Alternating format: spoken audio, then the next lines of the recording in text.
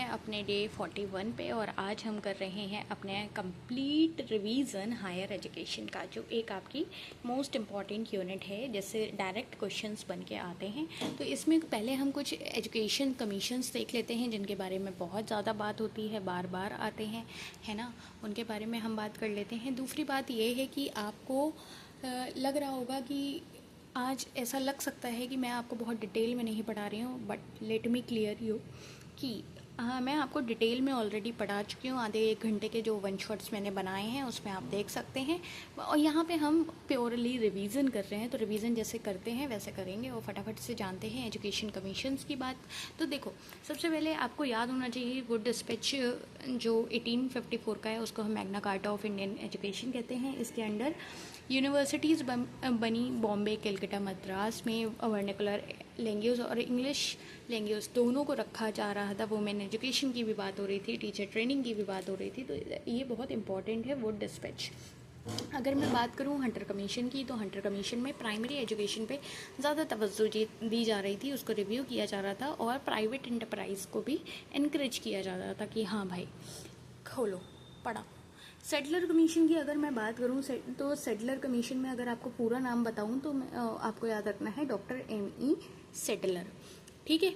Timeline भी याद रख लेना, कभी कभी पूछ लेते हैं, टाइमलाइन पूछ लेते हैं कौन पहले आया कौन बाद में आया। इसमें क्या है, इसमें intermediate course between school and degree 3 year की डिग्री बनाई गई और कलकत्ता यूनिवर्सिटी रिफॉर्म्ड हो गई। राधा कृष्णन कमीशन इसलिए इम्पॉर्टेंट हो जाता है क्योंकि जो आपका एग्ज़ाम UGC नेट है वो इन्हीं ने रिकमेंड हुआ है, इसी में हुआ है, जिसको हम यूनिवर्सिटी एजुकेशन कमीशन के नाम से भी आपका आ सकता है। चाहे राधा कृष्णन कमीशन से आ जाएगा, चाहे यूनिवर्सिटी एजुकेशन कमीशन से आ जाएगा। रेजिडेंशियल यूनिवर्सिटीज़ हो गई, टीचर ट्रेनिंग हो गई। मुदालियर कमीशन की अगर मैं बात करूं तो इसमें सेकेंडरी एजुकेशन कमीशन आप इसको कह सकते हैं और इसमें डाइवर्सिफिकेशन ऑफ करिकुलम हुआ है, मल्टीपर्पज़ स्कूल्स बनने लगे हैं। सबसे ज़्यादा इंपॉर्टेंट अगर कोई है तो वो है कोठारी कमीशन, क्योंकि इसमें 10+2+3 का स्ट्रक्चर है, जो इससे ये स्ट्रक्चर चेंज होके अब NEP में कौन सा स्ट्रक्चर बनाए, जल्दी से याद करो कौन सा बनाए। इसमें हमारा क्या था, 3% GDP था एजुकेशन के लिए। 3 लैंग्वेज फॉर्मूला था जिसमें एक आपकी ऑफिशियल लैंग्वेज रखी जा रही थी अकॉर्डिंग टू एक्ट 1967 और इंग्लिश रखी जा रही थी एज अ एसोसिएट ऑफिशियल, और नेशनल लैंग्वेज जो हर अपनी स्टेट की जिसकी जो लैंग्वेज है उसको भी रखा जा रहा था। तो किसी को कहीं पे भी निगलेक्ट नहीं किया जा रहा था कोठारी कमीशन में, आपको इतना याद रखना है। अब मैं बात करूँ NEP जो रिवाइज हुई है 1986 और 1992 है ना। तो अगर मैं इसकी बात करूँ तो इसमें हमारी बात चल रही थी operation black board, Navodaya Vidyalaya खुलने लगे, इग्नू खुलने लगे, डिस्टेंस एजुकेशन खुलने लगी, है ना। बट जो NEP 2020 आई है, न्यू एजुकेशन पॉलिसी 2020, ये ज़्यादा इंपॉर्टेंट हो जाती है इसलिए क्योंकि यहाँ पे आपका स्ट्रक्चर आया है 5+3+3+4 स्कूल स्ट्रक्चर, और यहाँ ग्रॉस एनरोलमेंट रेशियो आपका हो गया 50% बाय 2035, और मल्टीपल एंट्री एग्जिट हो गया, मल्टीडिसिप्लिनरी हो गई, मदर टंग पे एम्फेसिस हो गई। ये सारी चीज़ें हैं, इसके बारे में अभी हम कंप्लीट अभी पढ़ेंगे। चलो लगे हाथ पढ़ ही लेते हैं। अगर बात आ रही है तो NEP में हमने देखा कि हमारा स्कूल स्ट्रक्चर क्या हो गया, 5+3+3+4। जो 10+2 वाला था ना उसको रिप्लेस कर दिया और हमारा आ गया 5+3+3+4, ठीक है। फाउंडेशनल हमारा 5 साल का रहेगा, 3 साल हमारा प्री प्राइमरी रहेगा और 3 साल हमारा प्रिपरेटरी रहेगा, और फिर उसके बाद 4 साल का हमारा सेकेंडरी हो जाएगा 9 to 12, ठीक है। तो ऐसे करके आपको याद रखना है, और ऐसे करके आप जब याद रखेंगे तो आपको ज़रूर फ़ायदा मिलेगा एग्ज़ाम में। अब आपको लगेगा आप तो बहुत स्पीड में चल रही हैं, अभी तो 4 मिनट भी नहीं हुए हैं और आपने इतनी सारी चीज़ें पढ़ा दी, सारे कमीशन पढ़ा दिए, NEP आधा पढ़ा दिया। तो बेटा हम रिवाइज़ कर रहे हैं, है ना। अब हमारे पास इतना टाइम नहीं है, हम रिवाइज़ कर रहे हैं, ठीक। अगर मैं बात करूं ग्रॉस एनरोलमेंट रेशियो कितना टारगेट हुआ है, तो ये 50% टारगेट हुआ है बाय 2035 इन हायर एजुकेशन, और करंट में हमारा कितना है वो अप्रॉक्स 28% है। मल्टीपल एंट्री एग्जिट है, 1 साल का सर्टिफिकेट, 2 साल का डिप्लोमा, 3 साल में बैचलर्स और 4 साल में ऑनर्स रिसर्च, जो कई जगह लागू भी हो गया है और होने भी लगा है। एकेडमिक बैंक ऑफ क्रेडिट्स की बात करूं, दिस इज़ ABC, जिसमें क्रेडिट्स आपके ट्रांसफ़र होते रहते हैं across institutions. Multi disciplinary education का मतलब क्या होता है? इसका मतलब होता है कि आपको कोई भी रिजल्ट आर्ट साइंस कॉमर्स वाली स्ट्रीम में ऐसे नहीं स्ट्रक्चर में बैठना है। आपको जो लेने हैं सब्जेक्ट्स आप अपनी चॉइस से ले सकते हैं। मदर टंग से रिलेटेड आपको ये बात याद रखनी है कि इंस्ट्रक्शन जो होगा वो आपका मदर टंग में होगा अप टू ग्रेड 5 एटलीस्ट, है ना। और टीचर एजुकेशन ये है कि 4 साल इंटीग्रेटेड बीएड एक स्टैंडर्ड बना दिया गया है बाय 2030 कि इतना तो होना ही चाहिए, है ना। परख की फुल फॉर्म आ जाती है, तो परख की फुल फॉर्म को बिल्कुल मत परखना, चुपचाप याद कर लेना। Performance assessment review and analysis of knowledge. Analysis की जगह एक्सेसमेंट कहते कर देते हैं, बहुत इधर उधर कर देते हैं चीज़ें, ठीक है। For holistic development assessment standards body under NCERT. अगर मैं फॉरेन यूनिवर्सिटीज़ की बात करूँ, अभी मैं बात करूँगी कितने टाइप की यूनिवर्सिटीज़ होती हैं, सारी बात करूँगी, लेकिन अगर मैं फॉरेन यूनिवर्सिटीज़ की बात करूँ तो वो लोग भी सेटअप कर सकते हैं campuses in India regulated by UGC. अब हम फटाफट से हमने एनईपी देख लिया, चीज़ें देख ली, अब हम कुछ मेन चीज़ें देख लेते हैं हायर एजुकेशन में। देखो, इससे पहले भी मैं मल्टीपल रिविजन्स कराती आई हूँ आपको, अभी डे 30 से 40 के बीच में, जिसमें मैंने आपको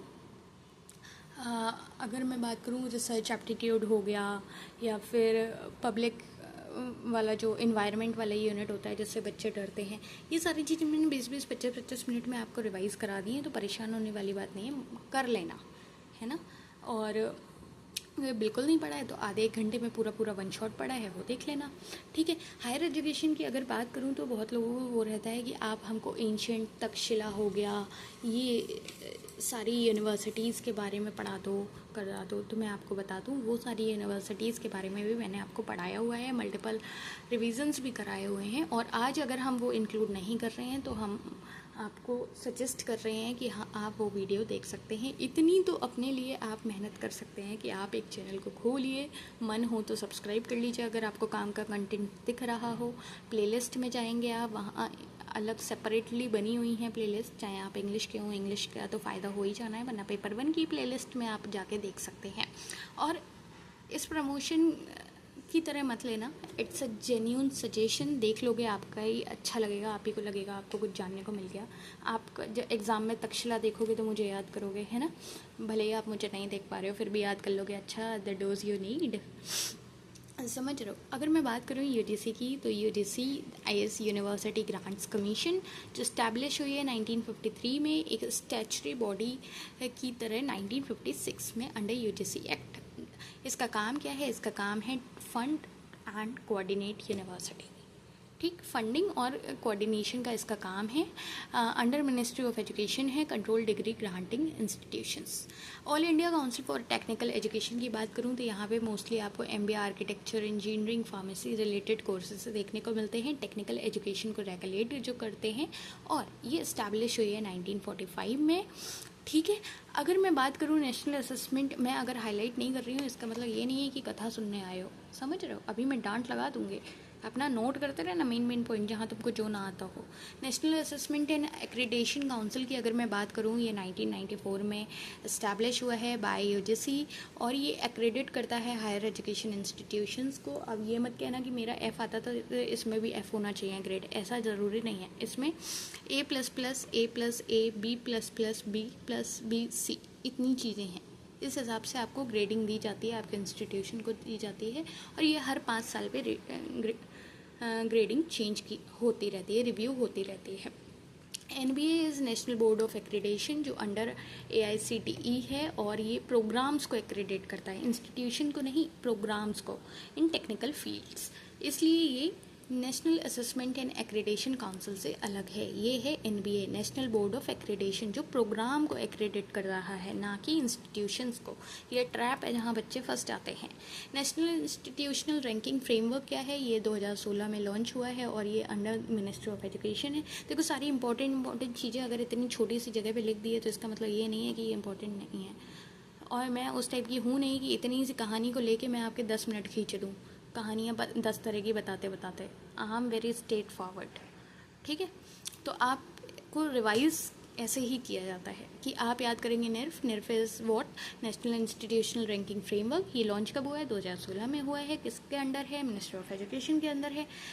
रैंक इंस्टीट्यूशंस ऑन 5 पैरामीटर। वो 5 पैरामीटर्स क्या हैं? Teaching, research, graduation outcome, outreach, perception. Graduation outcome एक साथ है, ठीक है। Teaching, research, graduation outcome, outreach, perception, ये 5 पैरामीटर हैं जिनके बेसिस पे रैंकिंग दी जाती है। NMC is national medical commission, जिसने रिप्लेस किया है एमसीआई को। एमसीआई क्या है? मेडिकल काउंसिल ऑफ इंडिया, ठीक है। इन 2020 regulate medical education. BCI is bar council of India, जहां हम लॉ, लीगल एजुकेशन और प्रोफेशन को देखते हैं। अगर मैं बात करूं हमारे पास यूनिवर्सिटी टाइप्स क्या क्या हैं, तो हमारे पास सबसे पहले सेंट्रल यूनिवर्सिटीज़ आती हैं, जो पार्लियामेंट के द्वारा इस्टेब्लिश की जाती हैं और सेंट्रल गवर्नमेंट के द्वारा फंड की जाती हैं। 54 यूनिवर्सिटीज़ हैं हमारे पास सेंट्रल 2023 के डेटा के according, like JNU, DU, BHU, AMU, HCU, ठीक है। अगर मैं बात करूं डीम्ड यूनिवर्सिटीज़ की, तो ये हमारी granted deemed to be universities होती हैं। स्टेटस इनको मिला होता है by UGC based on higher performance in a specific area. For example we have IIT Bombay, TISS, एमरिट, ठीक। स्टेट यूनिवर्सिटीज़ जो किसी न किसी स्टेट लेजिस्लेचर के द्वारा इस्टेब्लिश की जाती हैं, फंड की जाती हैं स्टेट गवर्नमेंट के द्वारा, और ये बहुत ज़्यादा हैं। लाइक आपका जैसे लखनऊ यूनिवर्सिटी हो गया, है ना, ऐसे करके आप देख सकते हो। ऑटोनोमस कॉलेज की अगर मैं बात करूँ, तो ये granted academic autonomy by UGC, can set their own curriculum and exam pattern. वो खुले अपने में, उनका खुद पे अथॉरिटी होती है, खुद अपने हिसाब से अपनी चीज़ें कर सकते हैं। IITs जो हमारे इस्टेब्लिश हुए हैं अंडर IIT एक्ट, और currently 23 IITs primarily for engineering and technology. Indian institute of technology, ये आपके नेशनल उस इंस्टीट्यूशंस की तरह काउंट होते हैं ऑफ, आप समझ सकते हैं। IIMs की बात करूँ, ये इंडियन इंस्टीट्यूट ऑफ मैनेजमेंट है, करेंटली 20 हैं, मैनेजमेंट एजुकेशन और govern by IIM act. IGNOU हमको मालूम है डिस्टेंस एजुकेशन के लिए है। Indira Gandhi national open university establish in 1985, और ये world largest university by enrolment बन चुकी है, जिसमें हमारी डिस्टेंस एंड ऑनलाइन लर्निंग होती है। अब हमारे पास कुछ क्वेश्चंस हैं जिनको आप कर सकते हैं। ये 2024 का आया हुआ क्वेश्चन है। अब जैसे देख सकते हैं आप, इसमें डायरेक्टली पूछ लिया है कि UGC जो हुई है वो एज अ स्टैचुटरी बॉडी कब हुई है। तो अभी मैंने आपको रिवाइज़ कराया है, तो I think you are able to answer it. तो जल्दी से कमेंट डाउन कर दो आंसर, और मेरे को भी पता लगे कि आपकी तैयारी कितनी अच्छी चल रही है, और एटलीस्ट ट्राई टू आंसर, जिससे आपको भी कॉन्फिडेंस आएगा, आपको भी लगेगा। इसको देखो, बहुत से लोग ऐसे होंगे कि ये 2-3 मिनट स्किप करके अगली वीडियो पे चले जाएंगे। कुछ लोग ऐसे होंगे जो असल में ट्राई करेंगे ये चीज़ें, और उनको लगेगा, उनको खुद बेनिफिट दिखेगा। ये बताओ, ये वाला जो 10+2+3 वाला जो है, ये कौन से कमीशन में रिकमेंड किया गया है? 10+2 नहीं, 10+2+3 वाला, समझ रहे हो? ये 2023 में आया है। National assessment and accreditation council was established in 1994 under. बताओ, ये सारी चीज़ें वही हैं जो मैंने आज रिवाइज़ कराई हैं, जिससे आपको एक आइडिया लग जाए कि किस तरह से क्वेश्चंस आते हैं, क्या होता है। तो these are the questions for you, you have to try, you have to comment down the answer. So I think this is it for today, और मिलते हैं आपसे एक नई क्लास में, एक नए अंदाज के साथ, एक नए क्लास के साथ। और ये NEP पे क्वेश्चन आप देख सकते हैं कि ये वाला स्ट्रक्चर जो है, इसमें 4 किस लिए क्या रिप्रेजेंट कर रहा है ना। इस तरह से देखो, यहाँ 4 ईयर्स हो प्री प्राइमरी एजुकेशन है, यहाँ सेकेंडरी एजुकेशन है, यहाँ अंडर ग्रेजुएट एजुकेशन है, और यहाँ कंपल्सरी वोकेशनल एजुकेशन है। तो आपको बस क्वेश्चंस दिए जा रहे हैं ये ईजी, बट और आए हुए भी हैं, है ना, but you have to try, you have to comment down the answer. Multiple entry exit किस में आया है, किस लिए है, क्या मतलब है इसका, बताओ। So these are the question you have to answer. और मैंने ये अगर 4 बार बोला है, तो ये देखो, जो मैं परख कह रही थी, परख इम्पॉर्टेंट है, वो इसलिए बोला है कि जो बच्चे सीरियस होंगे वो बात मान लेंगे, और वरना सब अपने अपने हिसाब से चल सकते हैं, जिसको जो अच्छा लगे। और हम मिलते हैं आपसे कल। और आपके जो भी डाउट्स हों, जो चीज़ें हों, आप कमेंट डाउन कर सकते हैं। इग्नू की बात हो, चाहे ऑटोनॉमस कॉलेज की बात हो, सब मैंने पढ़ाया है और सब ये आपको उस पर बेस्ड क्वेश्चंस दिख रहे हैं। अभी तक सिलेबस नहीं पढ़ा है, ये सोच रहे हो कोई वन शॉट मिल जाए, तब भी प्लेलिस्ट में जाके देख सकते हो। बेसिक से एडवांस लेवल सब कुछ पढ़ाया है। 3 लैंग्वेज फार्मूला क्या होता है देख लो, पढ़ लो। अभी भी आज भी रिवाइज कराया। इस आंसर को तो ज़रूर कमेंट डाउन करना, ठीक है। ये कुछ मिक्स्ड क्वेश्चन है, इनको आप देख सकते हो। डीम टू बी यूनिवर्सिटीज़ क्या हैं, ये जब इतने लंबे लंबे क्वेश्चन एक साथ आ जाते हैं तब आप डर जाते हो, आपको लगता है अरे क्या ही आ गया, but this is so easy, ठीक है। तो इसको ट्राई करो, एटलीस्ट एक बार ट्राई करो, ठीक है। और आंसर कमेंट डाउन करो, मैं भी देखना चाहती हूँ तुम लोगों का जोश कैसा चल रहा है। एक ये डीआई का क्वेश्चन मैं तुम लोगों को देना चाहती हूँ, ज़रा ये करके बताओ मेरे को। और ये हमारा लास्ट क्वेश्चन हो गया ABC के ऊपर, ठीक। So this is it for today, मिलते हैं आपसे कल।